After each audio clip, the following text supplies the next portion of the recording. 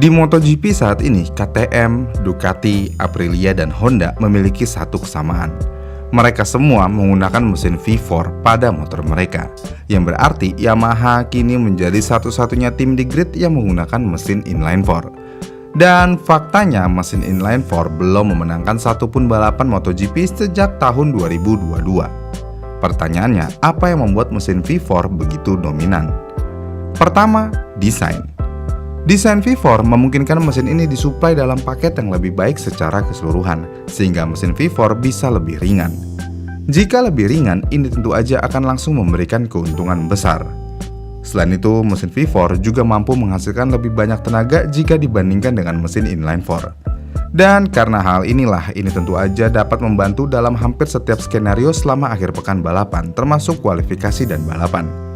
Ya, meskipun ada beberapa area di mana mesin V4 bisa kesulitan juga. Kemudian untuk membuat poin-poin berikutnya masuk akal, pertama-tama saya perlu menjelaskan cara kerja mesin V4 dan cara kerja mesin inline-4. Mari kita mulai dengan mesin V4. Mesin V4 seperti namanya, ini adalah mesin piston 4 silinder di mana silindernya berbagi crankshaft yang sama dan diatur dalam konfigurasi V. Meskipun tidak ada regulasi di MotoGP yang menyatakan sudut yang harus diatur untuk piston, namun semua tim yang menggunakan mesin V4 mengatur piston mereka pada sudut 90 derajat satu sama lain.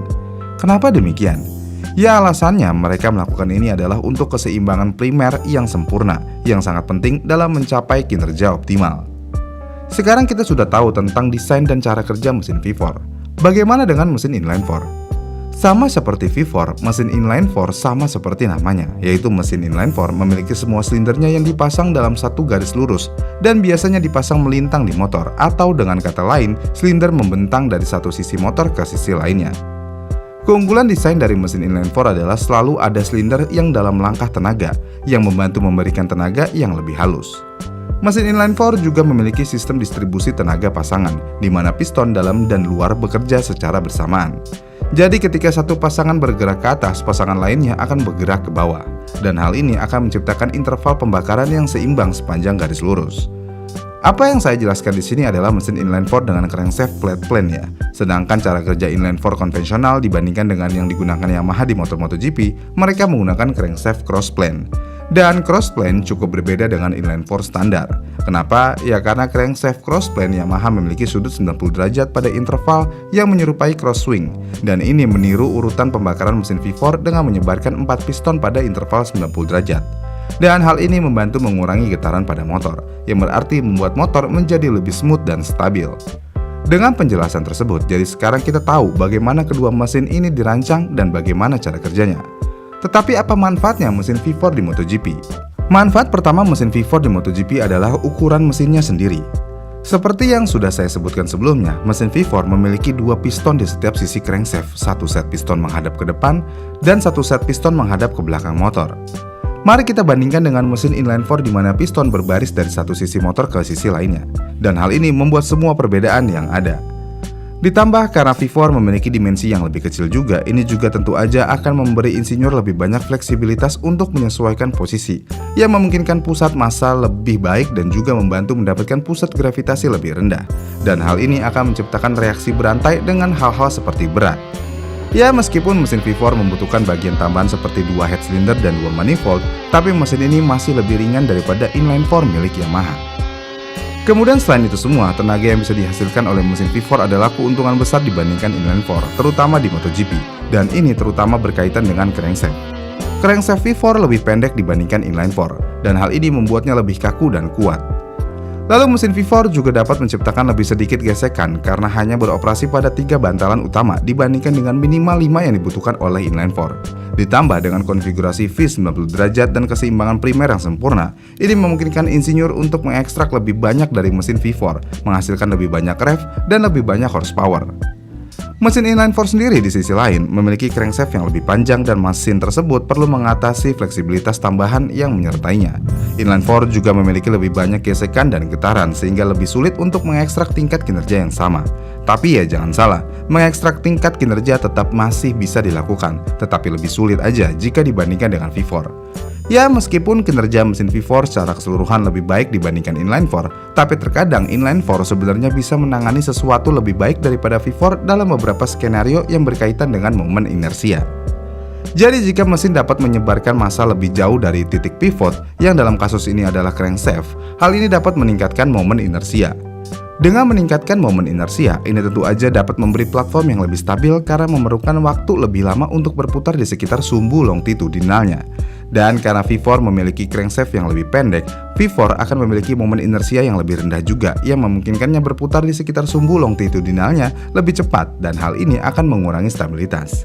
Ya, prinsipnya adalah menyebarkan massa lebih jauh dari titik pivot akan meningkatkan momen inersia, yang mana hal ini akan meminimalkan rotasi sehingga memberi mesin lebih banyak stabilitas dan keseimbangan.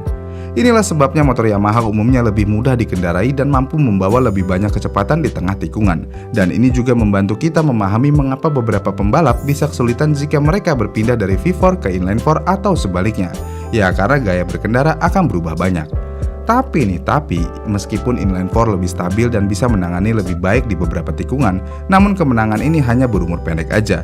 Karena untuk memaksimalkan manfaat dari kecepatan mid corner inline-4, pembalap perlu memperlakukan mesin lebih halus dan mengambil garis yang lebih terbuka dan melingkar.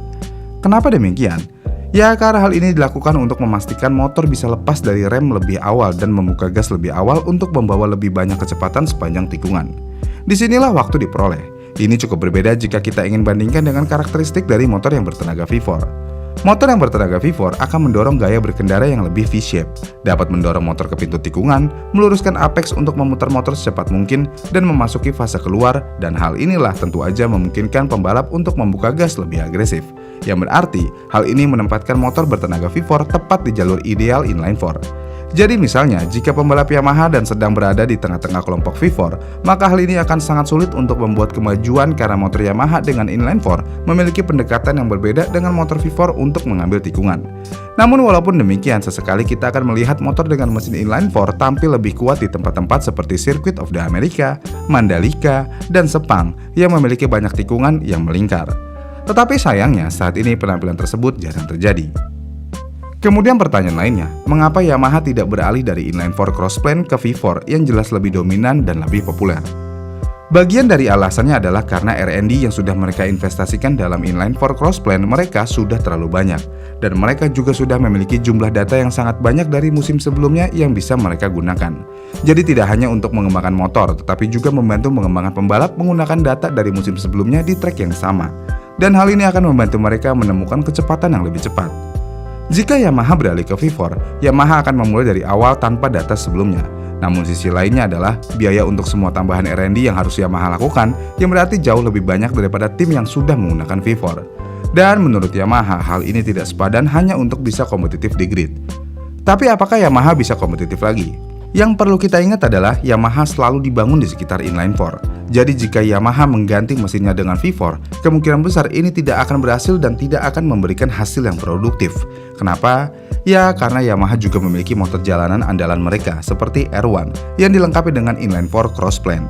Dan banyak dari pemasaran Yamaha akan sia-sia jika Yamaha mengganti motor balap mereka dengan V4. Dan ini bisa merusak merek mereka secara keseluruhan. R1 adalah motor jalanan favorit penggemar di seluruh dunia motor, bahkan WSBK. Jadi dengan mengambil resiko ini, yaitu mengganti mesin, menjadi tidak sebanding. Yang pada akhirnya, semua motorsport hanyalah sebuah marketing untuk sebuah pabrikan. Sebagus atau seburuknya apapun itu, semua hanya untuk kebutuhan marketing. Dan itulah alasannya kenapa Yamaha masih menggunakan inline-4. Bagaimana nih menurut kalian? Komen di kolom komentar di bawah ya, dan sampai jumpa di video selanjutnya.